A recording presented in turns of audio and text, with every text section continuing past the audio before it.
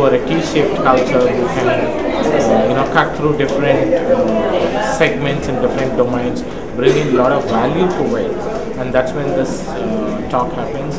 I'm also probably going to attend the Ashwa Racing Summit, which I think is in the next session. So looking forward for the sessions, and it's a great work by the team. Thank you very much. Formative organizations. So what are the characteristics of lean organizations and how they work?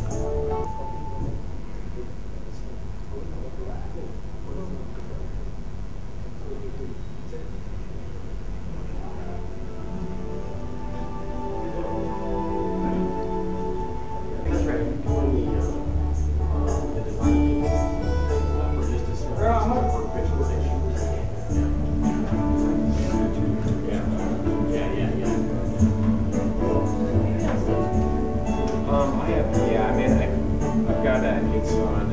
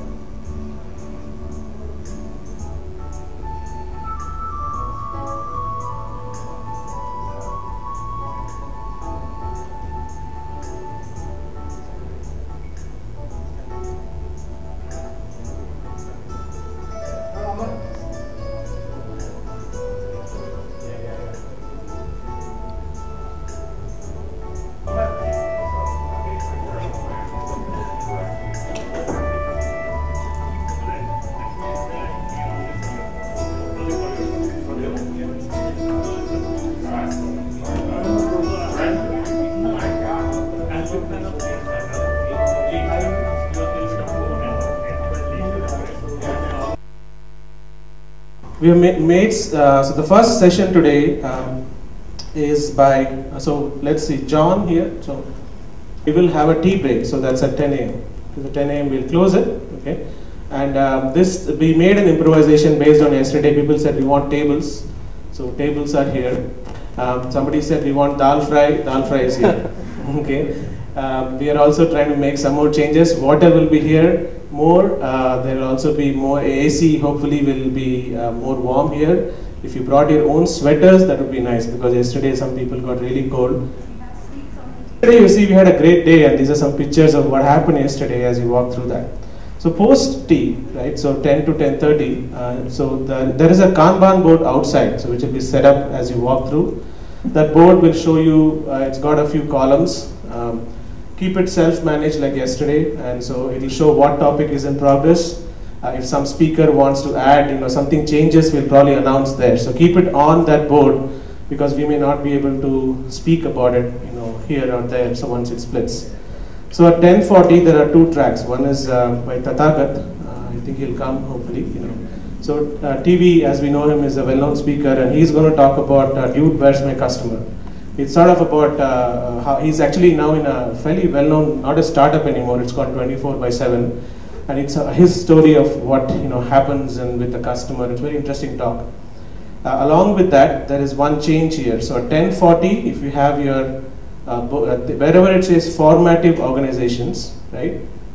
Erase that for now. It's going to happen. It's going to move. Formative organizations is going to move to 245 in track 1. So if you want to write it down, so it will go from track 2 to 245 track 1. Okay. And we had the scheduled presentation of yesterday, which is called Enterprise Lean Startup by Jim, who's here. So Jim, do you want to talk about what it is a bit, so people know about it? So it's 7:20 slot. So we still have that half an hour only. Unfortunately, some of you said make it longer yesterday, but we can't change it this time. But next time we'll try to accommodate a more longer presentation, right? So at 11:20 to 11:50, there are two interesting topics. First is called Agile at Scale. Geeta G from Infosys will be here. She's heading a lot of large accounts like Telstra and a number of huge accounts. And it's a very interesting story when a service organization at that scale starts to implement Agile what can happen. So if you're a service company, that may be of interest to you. On the right side, if those of you who were in Pete's talk yesterday, the opening talk, remember where he talked about GE Healthcare and how even a company which is regulated and how things are happening there. Agile is working. Remember the 4-quadrant thing he showed of culture and how they move. I don't know. Do you guys remember that? Right? So Manju is the coach from GE Healthcare, and he's going to talk about how Agile motivates or not motivates. What happens if you do this in a purely non-Agile sort of organization? I don't say GE is anymore a non-Agile organization, but they do it well. So that's that topic. So one is a service company perspective, one is a product company perspective. So we're trying to keep it some sort of a theme. So you see, similarly the previous tracks are both on lean startup at scale sort of a thing. So you have there's some connection there. So you can figure out where to go at that point. Next at noon, generally around lunchtime we have some lighter tracks. So when people get hungry. So Joe is here. What are you going to do, Joe? I'm going to whether the failures are because of something to do with the culture, Right. With the regional culture or the organizational culture. What about it? Right. The secret. So you got to go there to figure out what he does, but it is pretty interesting. So on the other side at 12, Dhyaneshwaran, has he come yet? Not yet. He's there. So can you tell me what are you going to do? It's an Infosys, I believe, right? So Infi. Yeah. So it's a case study of how Infi has implemented. So yesterday was a Wipro perspective, right? So we're trying to bring some service organization perspective to this. Then we have lunch, which is right now going through an agile change. The chef has gotten a shock at this point, so he's coming, and Antara will be running out in some time to have a conversation with him. So if you want to influence a last minute change in the menu, you should talk to Antara. Okay. After that, at 1:30, there are. So yesterday, a lot of you wanted. How many of you went to Charlie's talk yesterday, the leadership talk, right? So many of you complained that it was not enough. Time was not enough, and we could not hear more. So I have a question. There is one session I was going to do, at 1:30. It's like a facilitated session that was from 1:30 to 3:15. So it's a fairly long coach camp. How many of you will be interested in this if we do this? We will, if you want to take out the second one, 2:45 to 3:15, erase it now. And Charlie, can you do this in another maybe half an hour's time? Yeah. So 2:45 to 3:15, we'll repeat a bit of what you did not hear yesterday. We will do that in the same room, track 2. Did you make the note?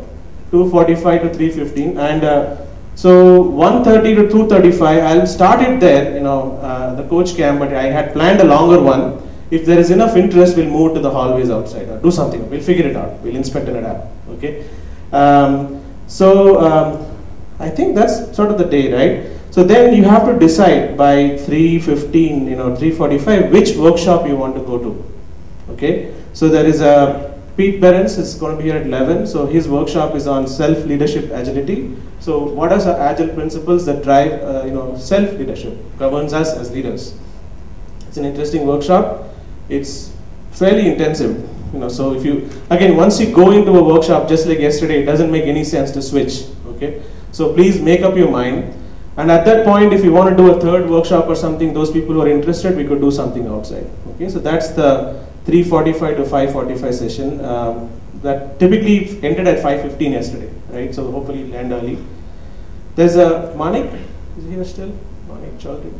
Not yet. So Manik is going to do something called design thinking workshop. So there's a lot of work. Have any of you heard of design thinking so far, right? So can someone give me a 1-second pitch on what is Jim? Connecting with the customer. You have to think about the customer. And our assumptions usually are wrong. To 5:45. Okay. So far, is it interesting? Okay. Yes. 2:35 is a very interesting debate. Apologize to Kanchan. Kanchan and Joe are going to do something called a great debate. Now, if you are one of those if you don't like debates and don't like hot, serious topics, don't go there because we end up fighting there a lot. So don't get worried. That's how we are. So what is that going to be, Kanchan? Give us a little bit of preview of that. Sorry, so that's great debate. So you want to be there at 1:30 post lunch. So post lunch you can the coach camp and the great debate. Okay. Then closing, we have your goodie bags. So we would like you to stay. You know, there are some books being given and some other things being given. I will tell you only when you get till the end. Okay. What else? So there are two stage hosts today. So on this side is Antara. So Antara, can you say hi? So. Hi. Okay. You know Antara by now, but she was running so much out, so she's probably better to be inside, you know, helping you in this stage. And back there, Sanjay, where are you? Speakers, you have only 30 minutes. Show you a 5-minute timeout, and exactly we will cut you in 30 minutes because we want to keep most Agile conferences start in time and end before time. Okay, so we want to end before time so we can leave people go home happily. So please respect the next speaker, and you can take out the conversations. There's a parking lot outside. Put the questions and pick it up. So yesterday's questions, there are lots of questions unanswered yesterday on the parking lot. We're going to put it back on the parking lot. Speakers who think, if you're still, your question is on the wall, you may want to, here are the questions from yesterday. So I'm not going to go through this now, but it will be, if it's important to you, we can do some, speakers, I would like you to, how do we do this? I don't know how to solve this problem. There are a bunch of questions, and we need that answered. So people didn't pick it up yesterday when it was outside. So, any thoughts? I would like you to stand up at this point and go meet someone you have not met so far. And we are going to follow what Madhur's did yesterday, right? And we'll start with that itself. And tell what is it?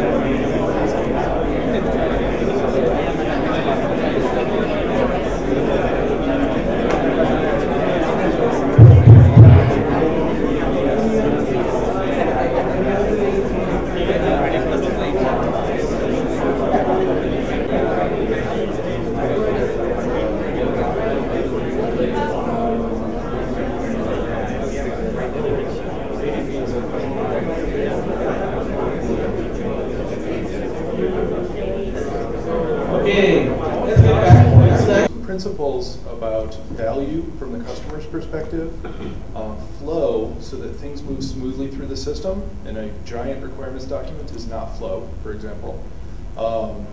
The value stream, which is a map across organizations, across silos of how value gets to customers, and pull processing. So we want things to be pulled to the customer smoothly, which is a way that we can deliver real value to the customer that helps increase the flow through our system through the value stream.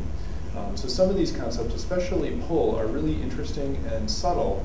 But for example, if you're walking the team board, start from the right because you're trying to pull things to done and then making room for more things to come through.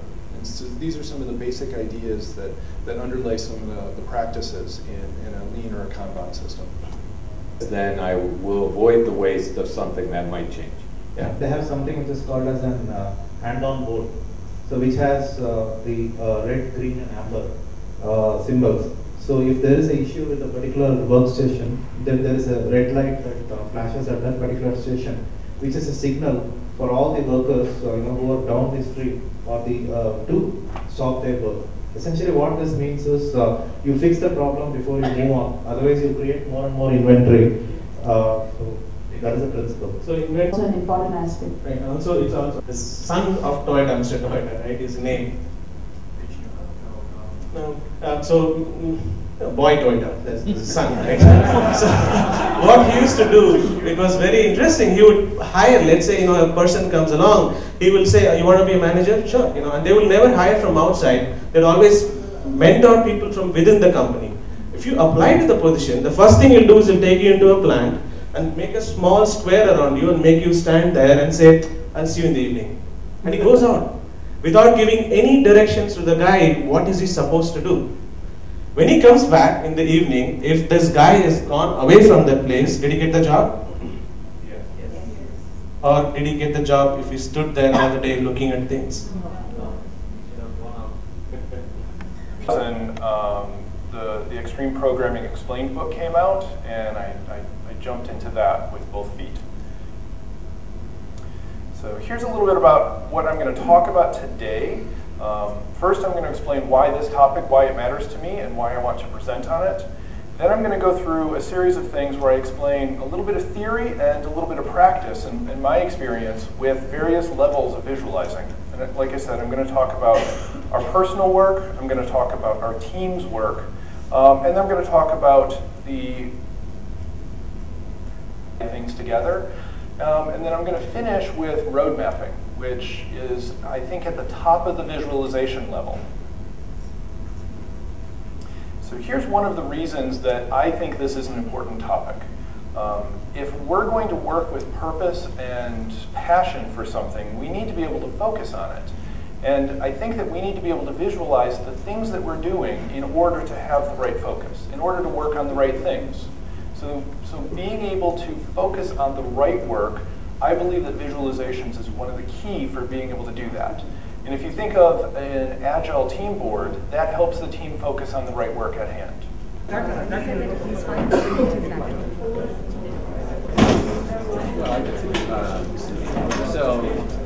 I don't.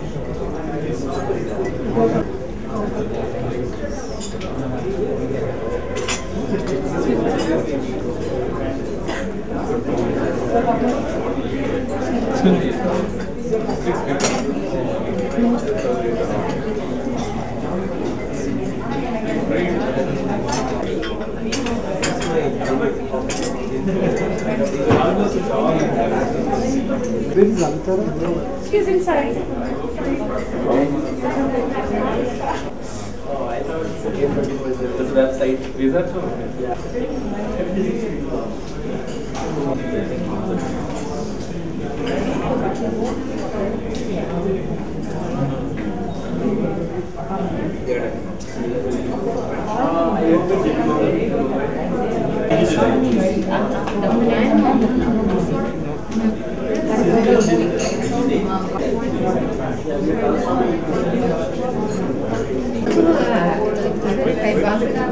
Somebody are not used to Yes. I work for an organization called Monsanto, and it's an agri-based company, and I belong to an IT group here. So this conference or the summit has been a great experience for me. I've learned a lot of concepts. So I was always thinking Agile is only about Kanban and things like that. But now I have also learned like something like value stream mapping, and that those are the concepts that will actually fit into my role, because we work around different time zones in different locations. So I was just trying to understand what are the different lean processes we have other than the traditional agile practices. So that way this has been a great learning, and it's all a well organized event, and I look forward to getting back to this event next year again. Thank you.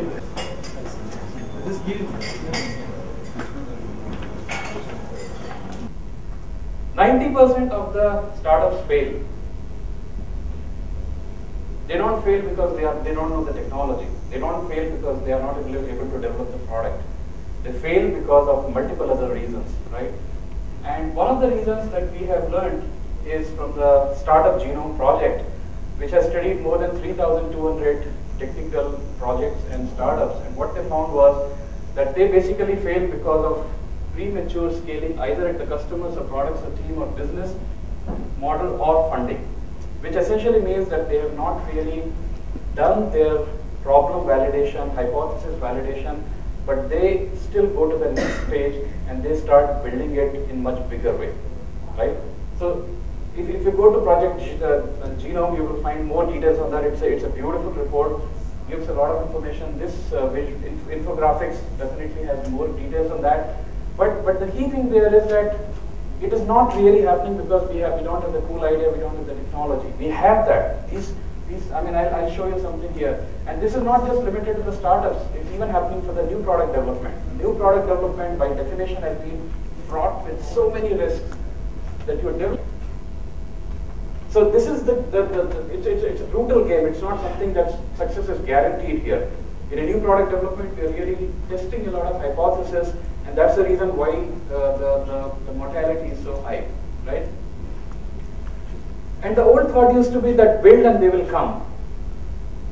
About 150 years back, there was this famous thought in the US at that time, and for some reason mousetrap was actually one of the things that people were obsessed about in US. I think they had a lot of mice going around at that time. So the statement was that if you build a better mousetrap, the world will beat a road to your door. And if you build if you have a good product, the world will come. So you build and they will come kind of a thing there. But my favorite author, Steve Blank, I don't know how many of you have heard of Steve Blank, but Steve Blank is the father of customer development model. And Steve Blank is a faculty at Stanford, and he teaches entrepreneurship. And he has been an entrepreneur 8 times over. It's an execution problem. So we say, hey teams, you are not executing it properly. There's something wrong there. I want to get more management oversight into this team. So I want to get more detailed reports there. One of the companies, one of the large, it's a $100 billion company today that I used to work for when I came to Bangalore in '95 was, I had a general manager, every 2 hours he would come and say, what is this? Feedback. And part of it, part of this is to fail. If we put something out in the marketplace and it doesn't work, that's really valuable. That's valuable information. And boy, let me tell you, that's the toughest thing when I'm working with an IT organization, is to say, no, that's good. We should fail as much as we succeed, right? We should be sitting there, because learning that something's a bad idea, it's just as good sometimes as getting the right idea. Right? So this is this real options, which is getting feedback that I can change course, right? That I'm steering. And we often talk at Rally about donate steer, and so that we're constantly taking our feedback and changing our directions. I think that's one of the biggest pieces of being agile, right? Is being able to steer. I'll say another thing, something that I kind of picked up. How much time do I have? 30 minutes. So how much time do I have left? 10 minutes. Okay. So one of the things is in the Scaled Agile framework, I don't know if you've heard of it. It's here someplace. They talk about the synchronized cadence of sprints. One of the reasons, so all the teams steer at the same time. Right? So if you synchronize your sprints, then they can make their adjustments at the same time. That's the okay. 64% of functionality is never used. So one of the things that Agile does is an acceleration of cash flow. So you see this kind of transition. Anybody have, what is it that allows us to get here?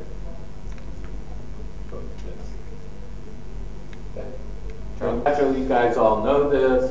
We're uncovering. This is, I think this is from Alistair Coburn, the difference between incremental and iterative. So incremental is I'm filling in the pieces of the painting in high detail, high fidelity filling. Whereas incremental is I'm sketching it out. So if I could, this might be my minimum viable product, right? And then I'd start to go in and fill this in. So let me take an example.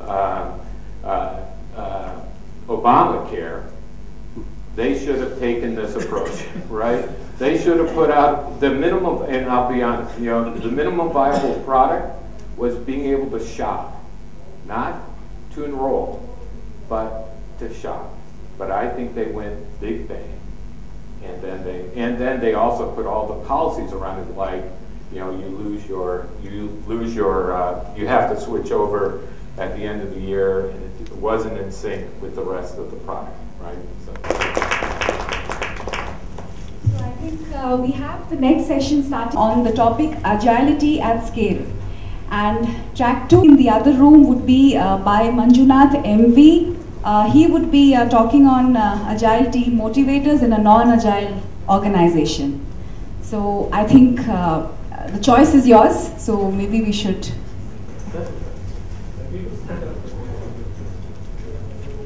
I'm a consultant at ADP.